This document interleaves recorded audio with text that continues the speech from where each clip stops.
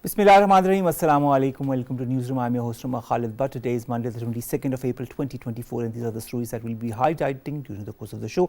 We'll begin with the relationship between Pakistan and Iran in the context of the visit of the President of Iran, Excellency Mr. Raisi, to Pakistan, and he's of course accompanied by his spouse, and he's accompanied by the Foreign Minister of Iran as well as other dignitaries, and they are here of course to not only highlight but strengthen the relationship that exists between the two brotherly countries. 8 MOUs have been signed between the two countries during his stay here. The President has also met with the President of Pakistan, the Prime Minister of Pakistan, and of course there have been important developments as far as a joint meeting of the delegations is concerned, as well as the different points of views that both the countries have, the commonality of views that both the countries have, that have further been highlighted during the course of this visit.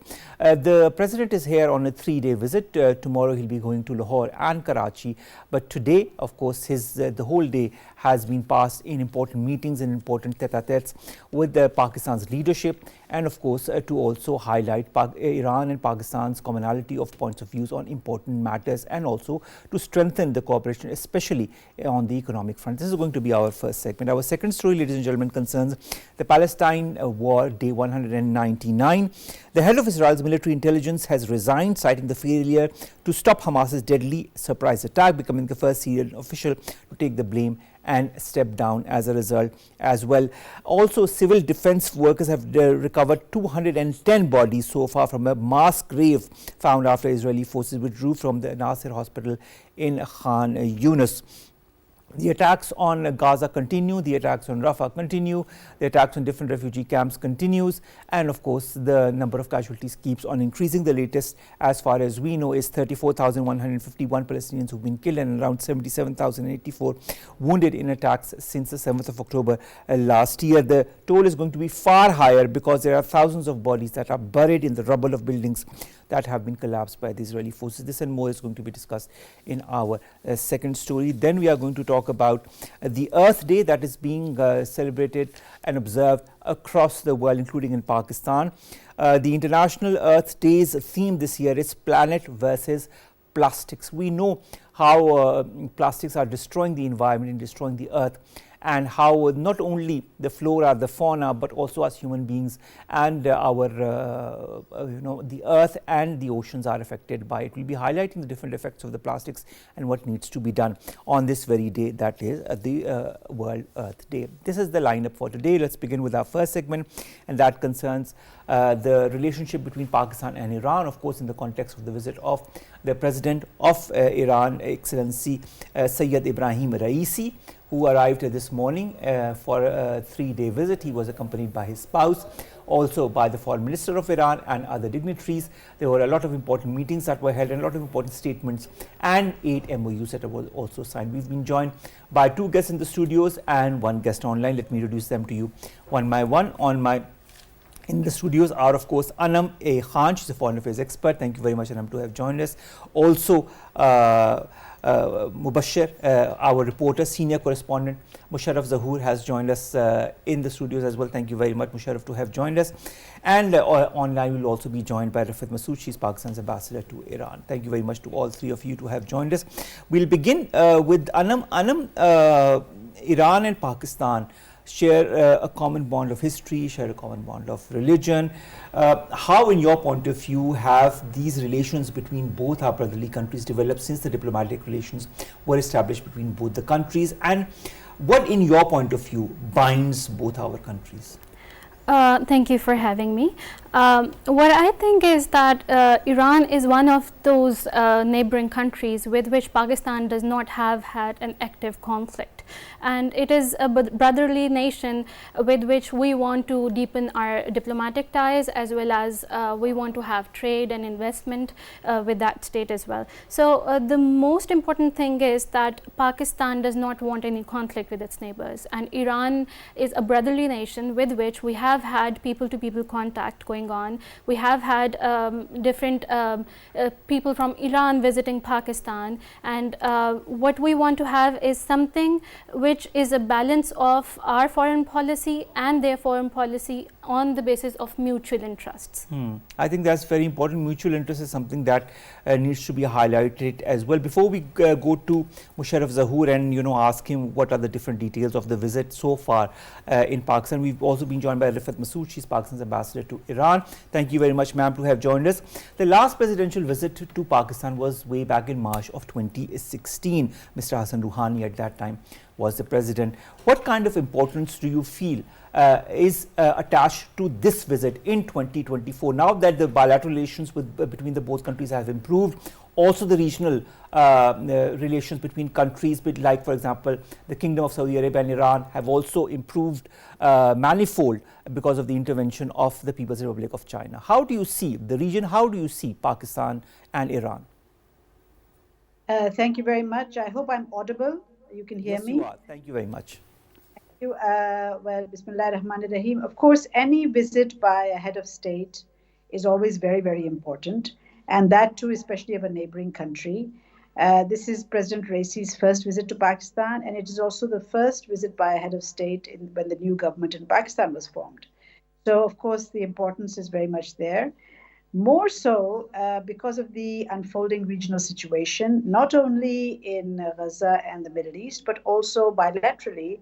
If you recall, in January, there were tensions between Pakistan and Iran also, and which were, of course, resolved very, very quickly because both countries realized that they need each other. There are interdependencies, and we cannot afford any kind of a conflict situation in our region.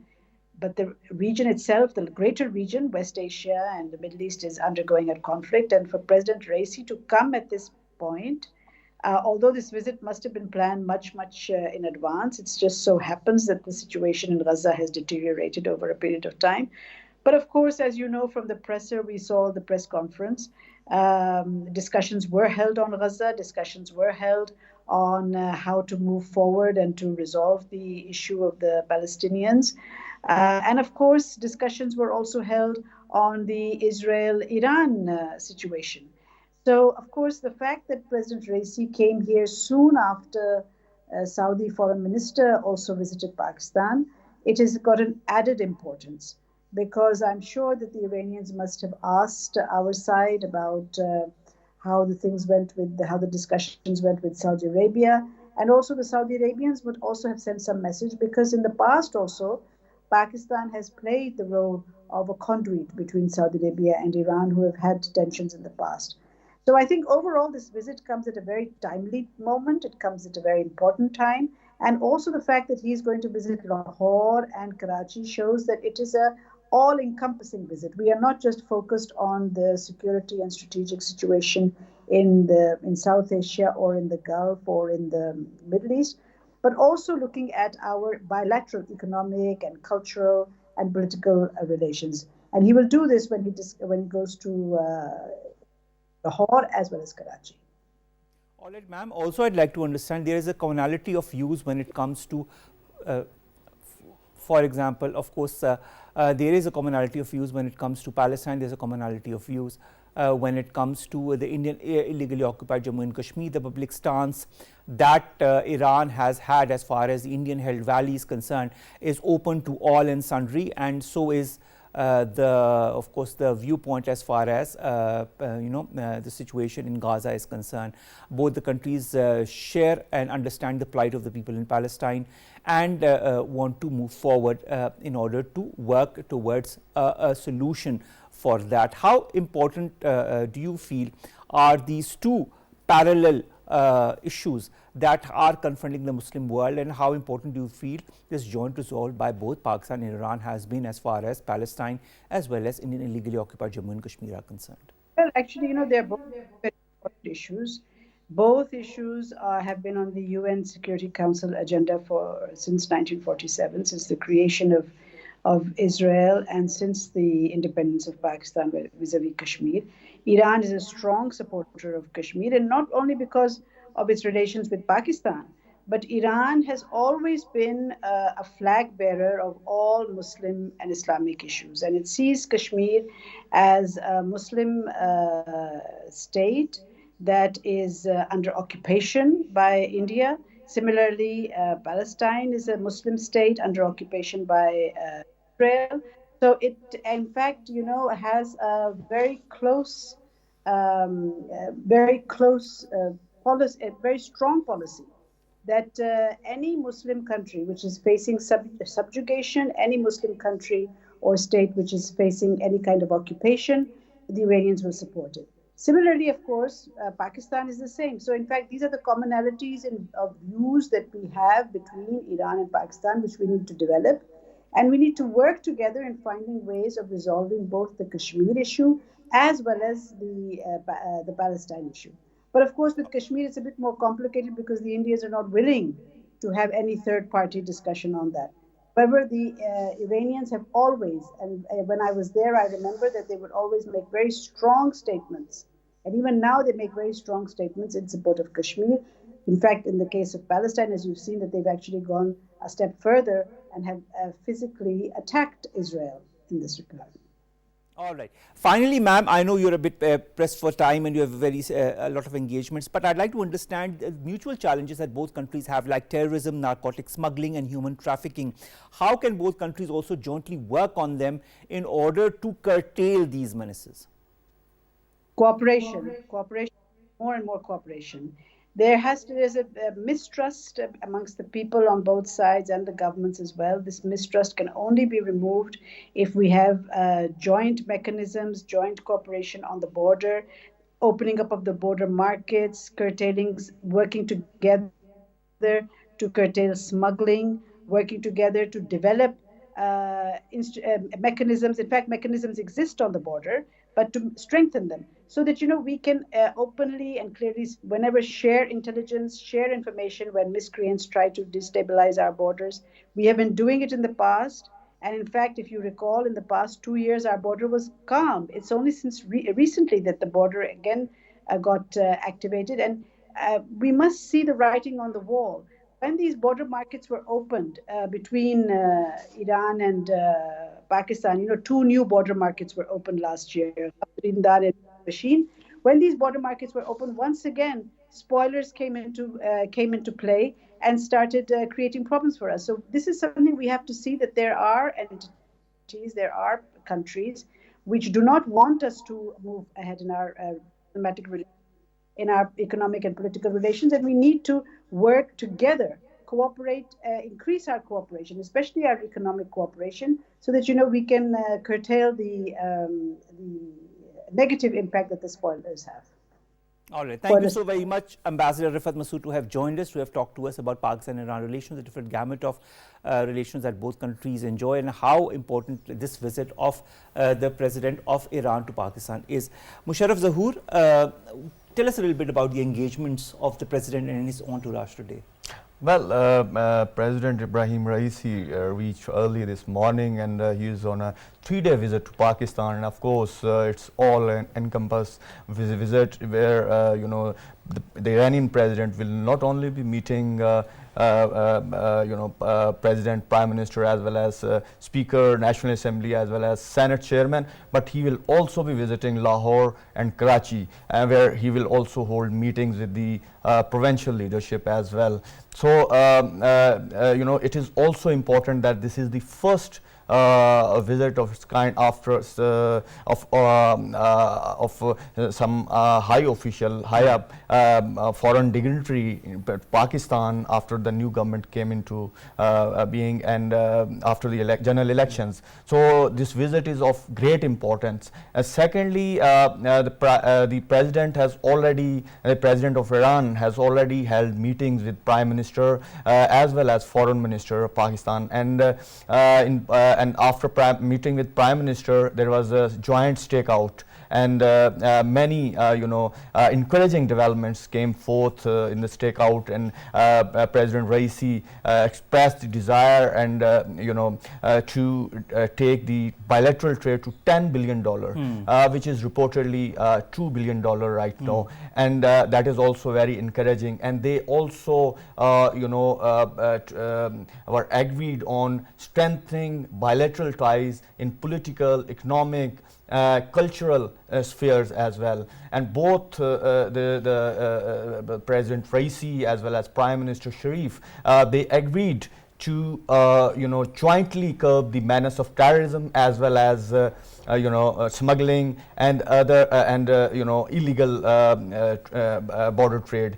And they were also of the view that Pakistan and Iran share common cultural as well as religious history, and therefore they will further strengthen these relations on these lines as well. Particularly, they expressed concern over situation in Gaza and condemned Israeli attacks and Israeli barbarism rather in Gaza, where over 33,000 people have been martyred so far and 77,000 people are injured. And it was also very important if we see this very high profile visit from Iranian side to Pakistan. So these were the major developments, and we are expecting that by late evening, President Raisi will be meeting with the Speaker and Senate, Speaker Chairman. National Assembly and Chairman Senate, and as well as President Zardari. All right. There is also this 8 MOUs that have been signed between both the countries. How important do you feel are these MOUs?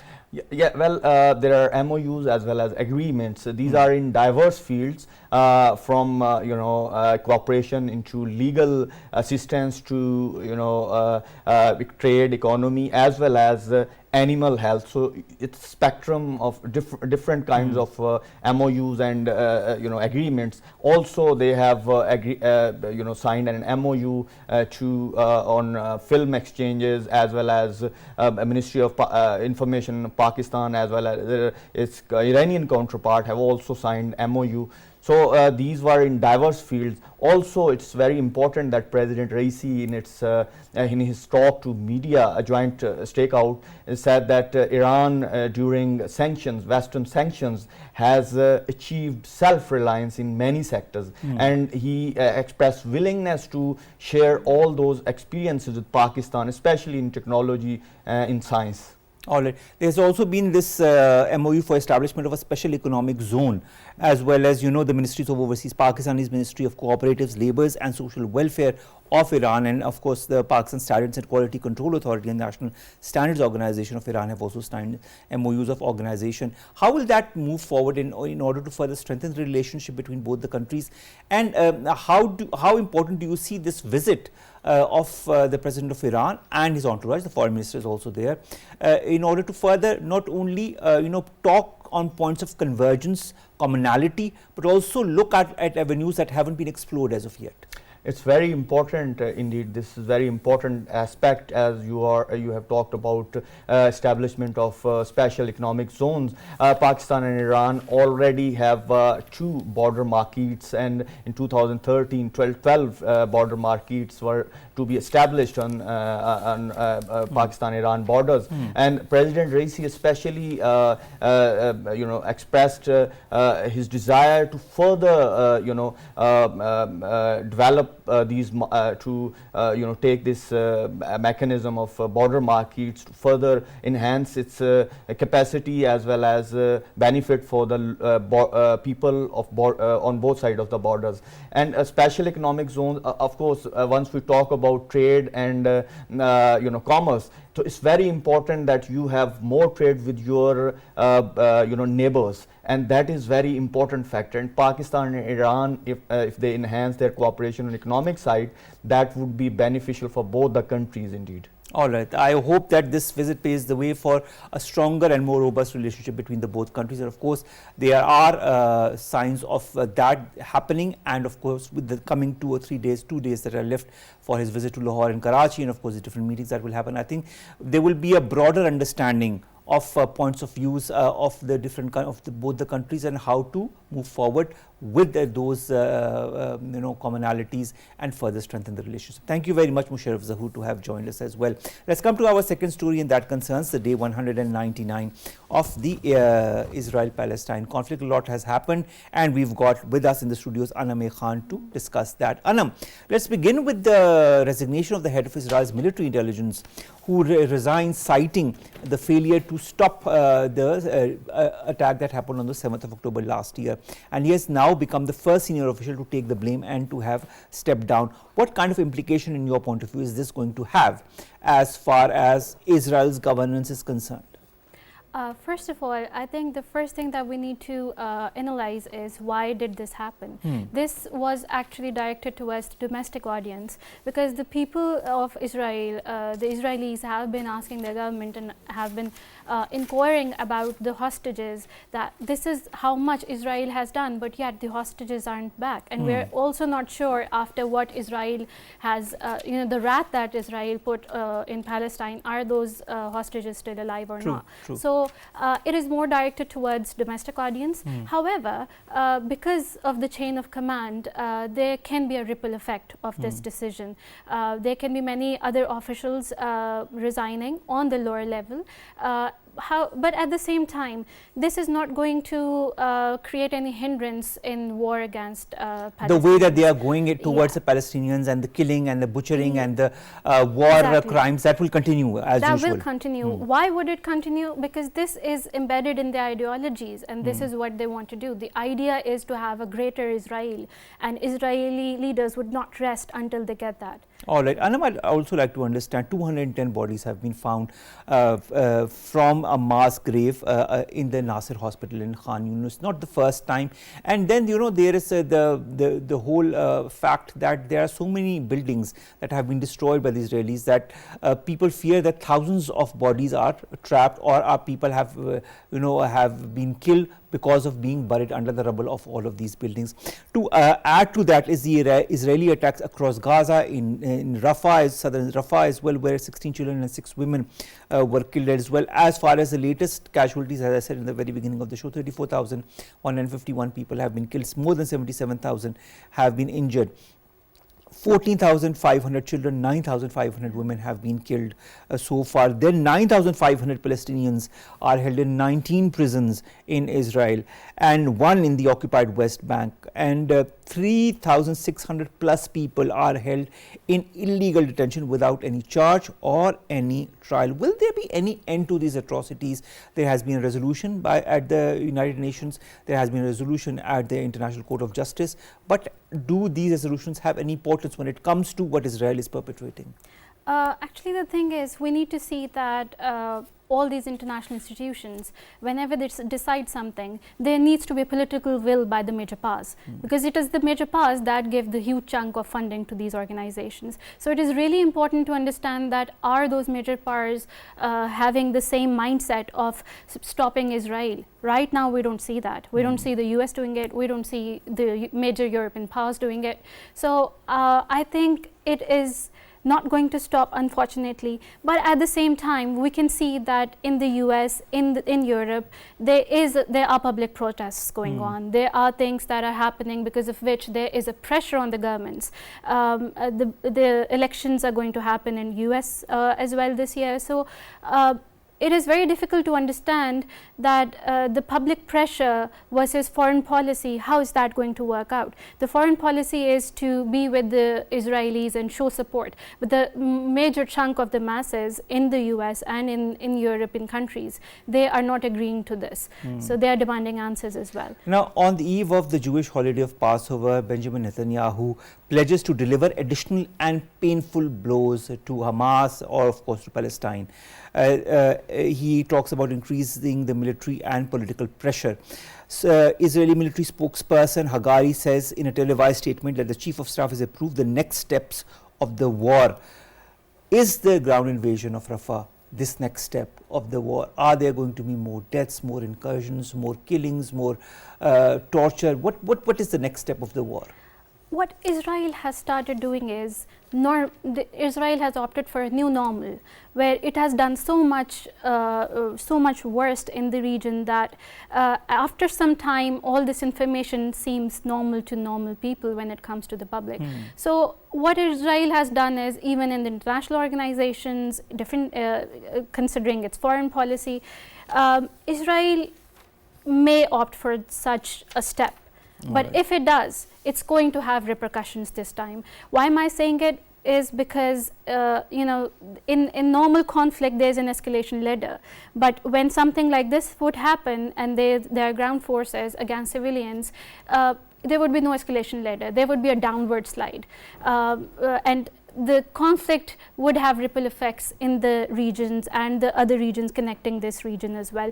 So I think it is time that the major powers and the UN Security Council and ICJ, they need to put a lot more pressure on Israel and deter it from doing something like this. All right, ahead of EU Foreign Affairs Council meeting that is going to be held, Israel's Foreign Minister Michael Martin states that we believe that the response by Israel has been disproportionate and has also been a breach of humanitarian law.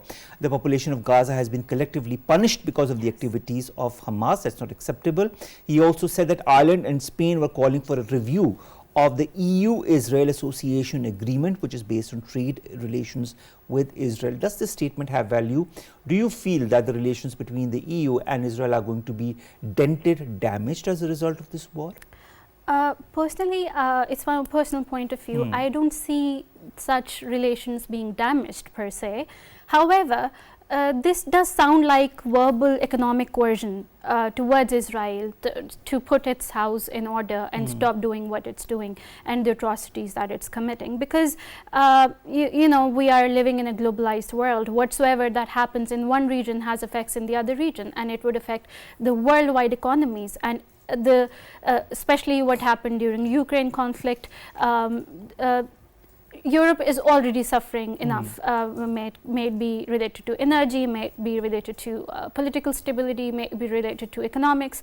So I think this is just one way to sort of give a blow to Israel in a way that Israel should stop. But will it, and will the blow be given? Will Israel stop? I mean, this is the major question, I isn't don't it? think so. Not yet. All right. Israel's foreign minister Katz says he's appalled by the vile wave of anti-Semitism amid the ongoing demonstrations that have been going on in different universities in New York against the war in Gaza. Joe Biden also talks about anti-Semitism. Why such a hue and cry over anti-Semitism, over Jewish students, and nothing on Muslims?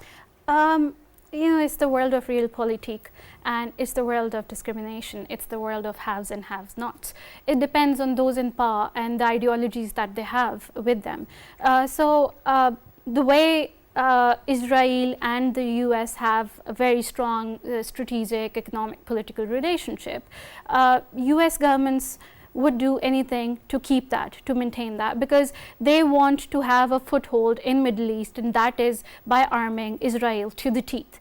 Then what I think is that this, we know that we also had to suffer from Islamophobia. We had to counter Islamophobia, and one man's freedom fighter is another man's terrorist. So whatsoever that was happening in Muslim countries, that was considered terrorism. But if it happens in the West, it's considered normal. It's just because somebody had something in their minds and they were mentally not stable, that's why they did it.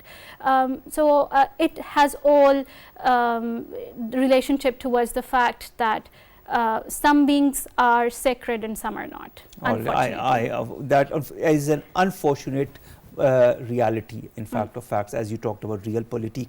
Now, speaking of the protests, students at 3 prestigious universities in and near the US city of Boston have had huge protest camps demanding that their institutions cut off ties with Israel, according to the campaigners. Then we all remember what happened in the Columbia University, where around 100 Palestinian protesters were arrested on Thursday on the campus. Do you feel this is a wave that is going to go on, only accelerate in time, if the US does not halt or suspend the military aid to Israel and the support that it is giving in the wake of its barbarities vis-a-vis Palestine? Or do you feel that this is a wave that is going to die its own death? We live in interesting times. For example, we have social media and all sorts of media through which the public gets to know what is happening. Understandable that there is a lot of misinformation and disinformation as well, but the point is that you cannot keep the public away from what you're doing. And the public knows that this is wrong, and forget about the religion, forget about everything else. On humanitarian level, this is unacceptable for any human being who has a little bit of ego related to taking care of the fellow humans.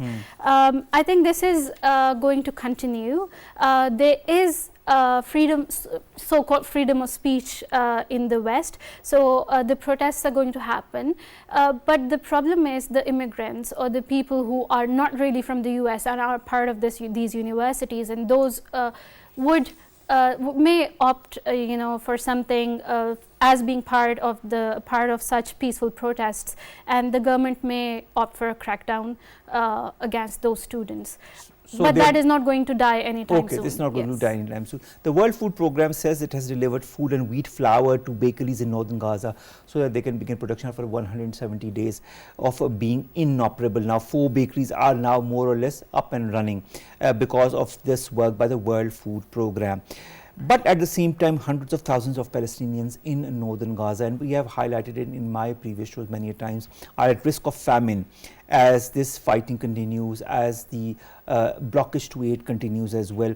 Do you feel this measure that the World Food Programme has started as far as, opening these 4 bakeries is concerned is enough? What more needs to be done in your point of view? Actually, it's not.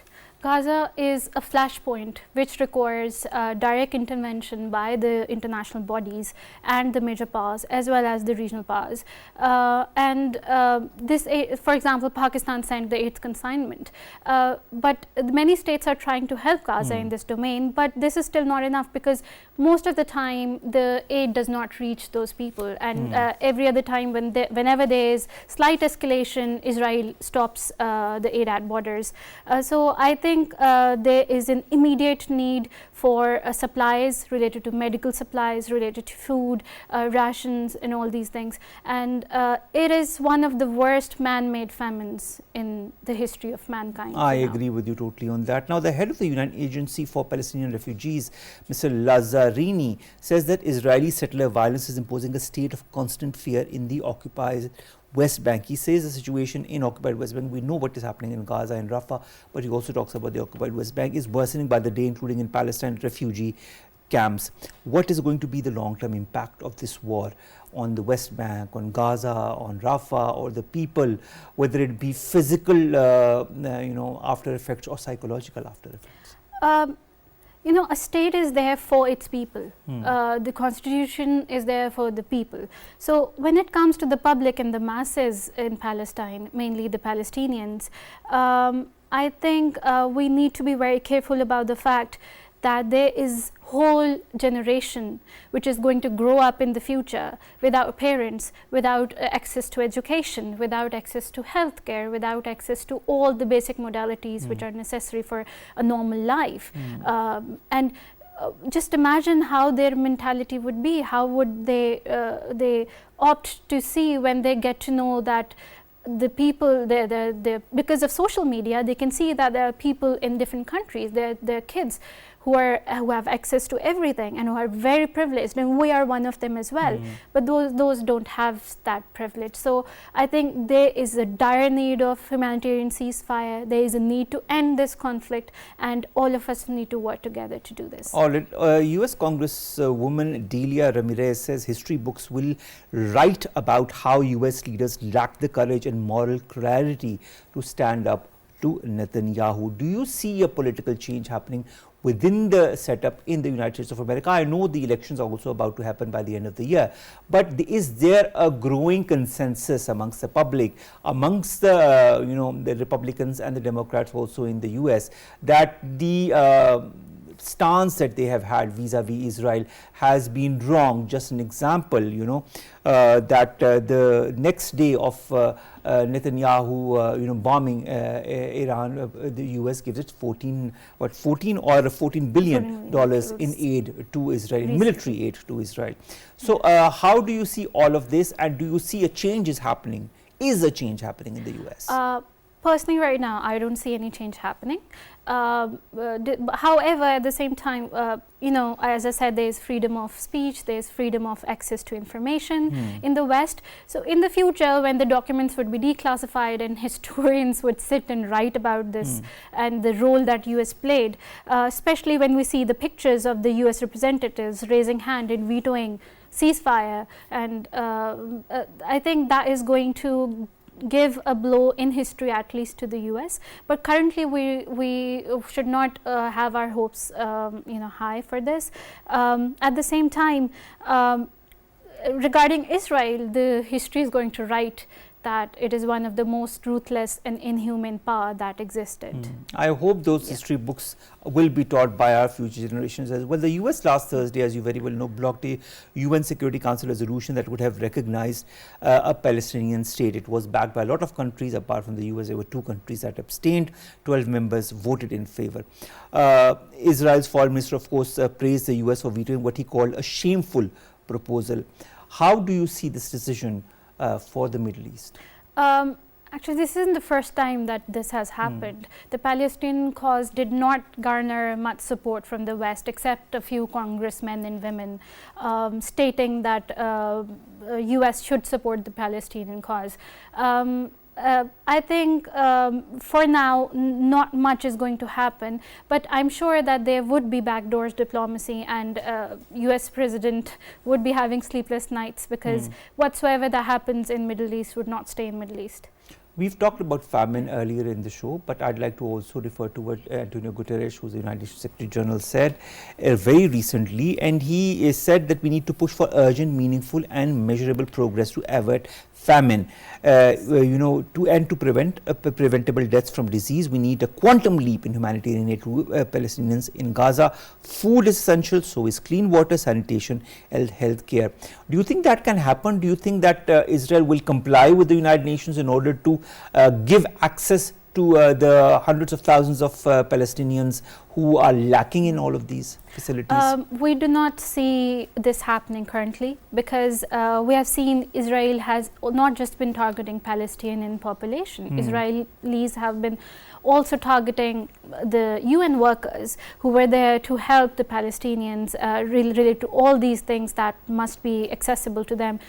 So we don't see this happening right now. Whatsoever that would happen would not be enough, and in the future I hope whenever the conflict subsides a bit, then maybe the doors are opened by Israel, and then the foreign workers would come in and they would try to do it, but many lives would already be lost till then. So do you feel that the US media and international media is being bent and forced to change its narrative to suit the Israeli perspective? Actually, in media that has been happening for quite a long time. Many times, media messages are constructed and sent to people, domestic audience or international audience, by the Western media, which are very much tailored and are according to the foreign policy of United States of America. So at the same time, as Israel is the greatest ally, so whatsoever the Israeli foreign policy is, that is exactly how the messages are being tailored. However, at the same time, we do not see that this would work out, because social media is now accessible to everybody through phone. So they can, the people can understand what's right and wrong.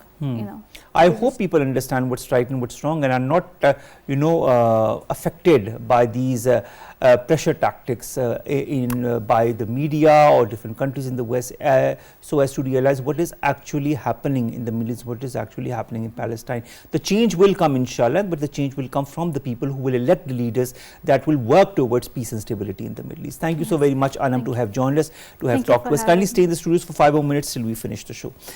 We start our third story, and that concerns the Earth Day. Today is, of course, the Earth Day. It is being observed across the world, including in Pakistan. There was a very important message by our Prime Minister shehbazsharif Sahab also on this very important occasion. The theme of this day is, of course, planet versus plastics. We've been joined by Froilan Grate. He's a coordinator of GAIA, to discuss more on that, more on the global plastics treaty negotiation also that unfolds in the next few days. And of course, Froilan Grate is a coordinator of the Global Alliance for Incinerator Alternatives, GAIA Asia Pacific, and he will be sharing with us the intersection between zero waste practices and plastic pollution. Froilan, thank you very much to have joined us. Tell us a little bit about your organization and the work that you are doing as far as zero waste is concerned. Hello, everyone. Good evening. Thank you for having me in your show today. Um, I'm with the Global Alliance for Incidental Alternatives based in Manila. GAIA is a global network of grassroots organizations working with more than 100 grassroots organizations in the region to promote zero waste and address the problem of plastic pollution. All right. Is zero waste, in your point of view, really possible, especially in the Asia Pacific region? We see how plastic is being very frequently used in all of the countries in the Asia Pacific. And of course, there are so many different realities and so many different repercussions of it, whether it be cultural or economic. How do you see this changing for the better? In fact, zero waste is not only possible, it's already starting to happen in many parts of Asia Pacific. And I think in the issue of plastic pollution, that's what we want to highlight. You know, for the longest time, Asia has been um, projected as a source of plastic pollution, as a place where it is very visible. But from what we've been seeing is that many of the solutions are actually happening right now. You know, many of cities in the region have come forward and say that we are for zero waste and we are able to do this. Some cities have achieved, for example, as high as 82% waste diversion, meaning they were able to manage 82% of their waste instead of being sent into landfills or incinerators or other end of pipe technologies. So it's being addressed at the city via composting, recycling, or by making sure that waste is not generated in the first place. In our context, in fact, we are even better positioned to work towards zero waste. No, many of the countries or cities in Asia, when you look at our waste profile, more than 50% of our waste are organics. And in that sense, these are not waste, these are actually resources. If we're only able to manage them via composting or via biogas, for example, we're able to recover energy from them. So um, our context allows us actually to work towards zero waste. And we've seen that many countries in the Philippines, Indonesia, India, Vietnam have worked towards zero waste and are seeing the benefits of zero waste in their cities and in their communities. Thank you very much, Froilan. Great coordinator for GAIA, to have joined us, to have talked to us about the plastic waste, the importance of getting rid of it for a better environment, for a better world. And of course, that is also the theme of the International Earth Day that is being observed all across the world in Pakistan today, which is Planet versus Plastics. With that, we come to an end of today's newsroom. We'll see you inshallah tomorrow with stories that pertain to us, you and Pakistan. Stay safe. Allah Hafiz.